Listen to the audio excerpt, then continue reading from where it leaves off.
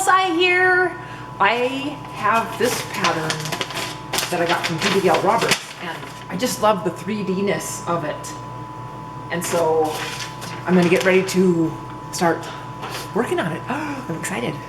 I put a piece of plexiglass over the top of the original pattern along with the picture of the finished project. And I put it on this just so I can move it to the sander a lot easier. Well, that plexiglass isn't big enough to cover it, but it'll do. I printed the pattern off on a whole bunch of different sheets. I'm hoping I have enough wood for it, but we'll see, won't we? We'll see. So I'm just gonna start cutting the pieces out and putting them on the board.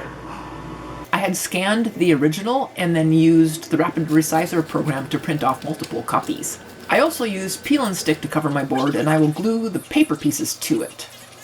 I had to adjust it a bit and then cut it down, but I finally got it nice and smooth on the piece of Aspen.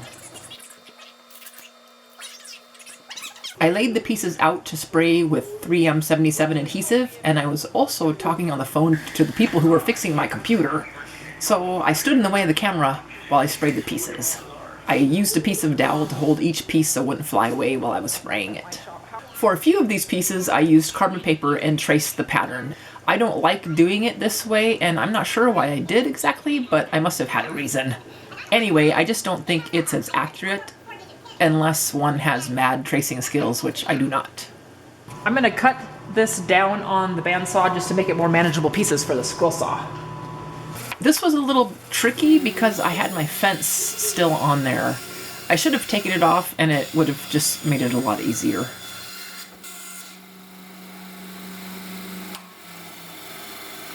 And this is my happy face because I got a brand new scroll saw. It's a Hegner Multimax 22V variable speed scroll saw.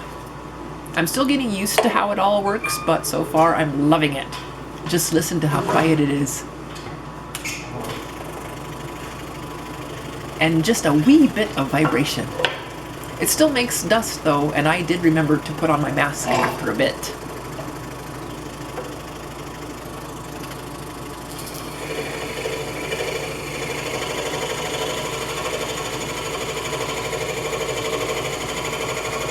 Here's a close-up shot.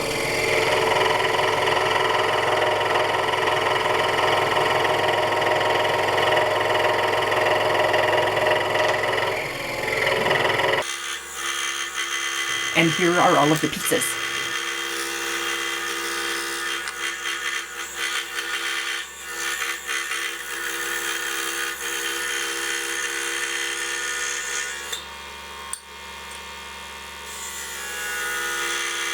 And all of the eyepieces. Well, I'm going to start sanding now. Yay! And I'm going to look at this reference picture that Judy had with her pattern, and I'm going to go, I've been working on other stuff too. I'm going to go with what I think might be the highest point out of the picture. It looks like it might be this ear. So I'm going to start there. I call this part rough sanding and shaping. I take each piece and rough out the shape using the pneumatic drum sander. I use either 80 or 100 grit on the drum depending on what I have available and what kind of wood I'm using. I think this was 100 grit. The Aspen is pretty soft and sands easily.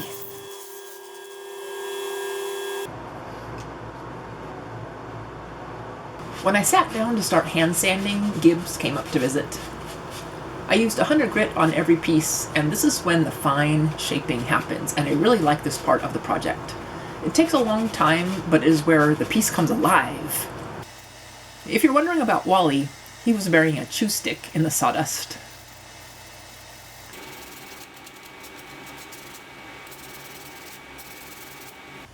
Then I used 150 grit and sanded all of the pieces, and then lastly 220 grit over everything again. The horse in the pattern has a different wood for the nose and mouth and around the eye, but I used Aspen for everything. And then I thought I should make the ear with Myrtlewood and the nostril and the eyeball with ebony, so I cut those out on my awesome Hegner. Then put those in place.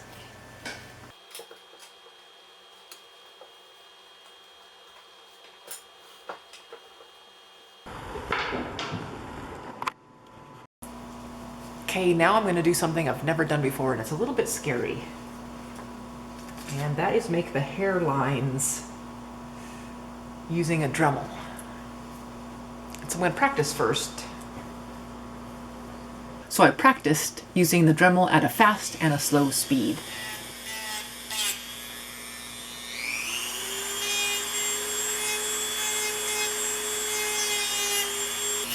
Okay, I think fast is better. Maybe not super fast, but yikes. Well, let's just do it. I'm gonna do it in these little tiny, do it on this little tiny hair right here first. Yikes. Yikes! I'm very, very nervous about it. Nervous about it. It was very awkward to hold the piece and to keep the Dremel steady. I found that by pressing my elbow against my side kept the Dremel pretty steady, and pushing my hand against my leg while pressing the pliers together held the piece steady. If anyone has any other suggestions of how to do this easier, just let me know.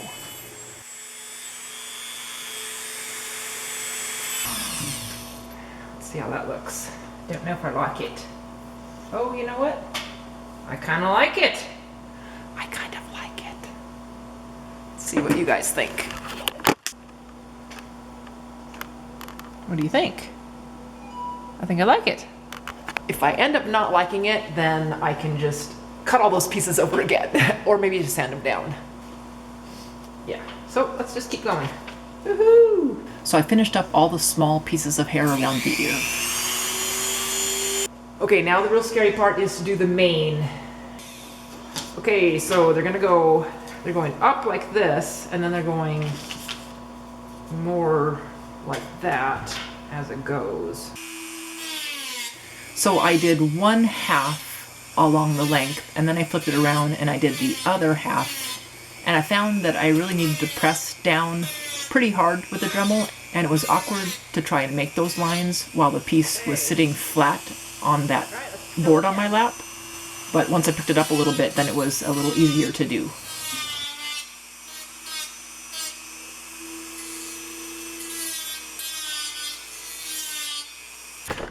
Okay, I'm going to assemble it all together and see if I like that hair or not.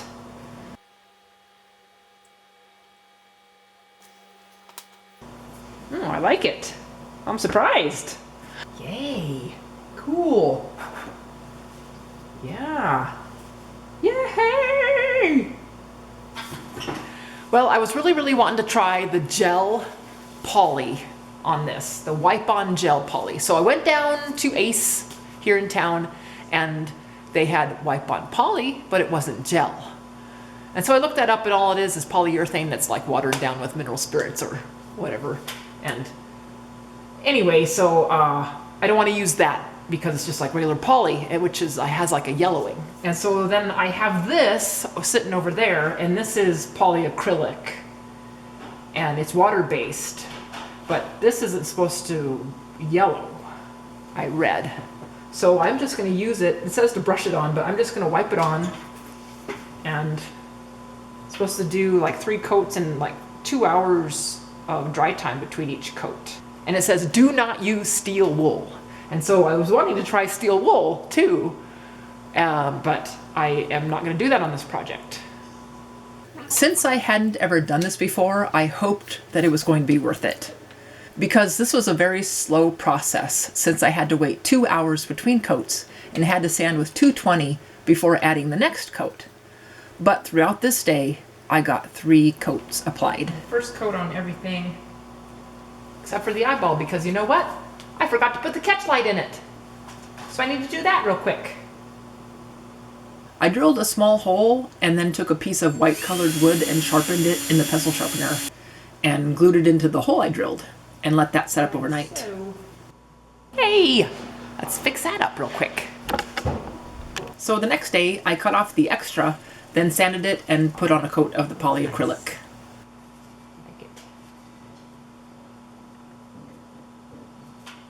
Finally, it was ready to glue up. I reassembled it all onto the backer board, and since it was a few days since I had worked on the project, it was quite the challenge to put it all back together. But I had a little visit and help from Wally. Then finally it was ready to glue. I used a little brush to help with spreading the glue and glued each piece.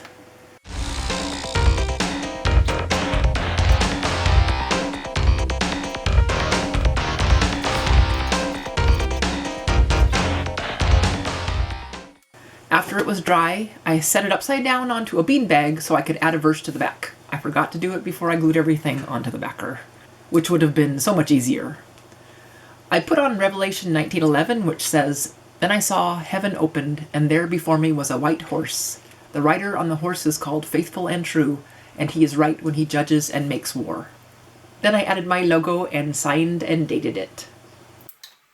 Then I worked on the frame. I ended up doing it differently than the pattern. I used walnut and applied 3 coats of the polyacrylic before I glued it all down. When that was dry, I added a coat of the polyacrylic to the exposed backer. I know it will raise the grain and I won't be sanding it, but I figured it doesn't matter because it's the background, and it made sense to me anyway. Then I sprayed some triple thick onto a board and used a brush to pick it up and brush it onto the eye. I was trying to make the eye shiny. The horse is all completed. And this time, as you saw in the video, I tried a new technique, something I'd never done before. And it's something that Judy Gale Roberts recommends, and that is putting a finish on each piece before gluing it together. And I had a friend who took an Intarsia class, and she told me that she had done hers that way, and she really liked the look and the feel of the wood after the coats were put on, however many coats you wanted to put on. And so I thought, well, I'll try that. So I tried to find Old Masters gel poly, and I can't find it anywhere locally. And so I need to order it. But I had this polyacrylic on hand. And so I decided to try that. And it's water-based, so it raised the grain pretty well. And so the first sanding, was pretty rough. And then the more coats I added, then the less it raised. So after the third coat, I didn't sand it, and it feels pretty good. But I really do like the way that it shimmers and stuff. So I think I'll try to get some of that gel poly oil-based and see how I like it. It takes longer, but I think it's worth it. Before I always said, oh, it takes too long. Well, I'm learning to slow down a little bit. Anywho, so this is Aspen wood, and I made the entire thing with Aspen and then decided to make the nostrils in ebony and the ear in Myrtlewood. And so it gives it a little bit different, but it matches my Bible verse for Revelation 19:11, which is the rider of the white horse named Faithful and True. I also did a frame like this, and I like it. My neighbor came over and she suggested to add a little bit of like a gold foil in parts of the hair right there. It's like, what a great idea. So I might try that and see how it looks. I think it would look pretty cool. But for now, this is where I am. Another new thing I tried on this project was using my Dremel to make the hairs on the mane and the little lines. And Judy Gale Roberts uses a Wonder Wheel, but I don't have one of those. And so I thought I would use my Dremel. And the thing about the Dremel is it was burning it as I was using it. And at first I thought, oh no, I don't think I like that. But you know what? I like it. I've put links down in the description box of everything that I used, or most everything that I used during this project. And I also put a link to the pattern. It'll take you to Judy Gale Roberts' page so that you can purchase the horse pattern from her. So thanks for joining me, everybody, and we'll see you next time. Bye!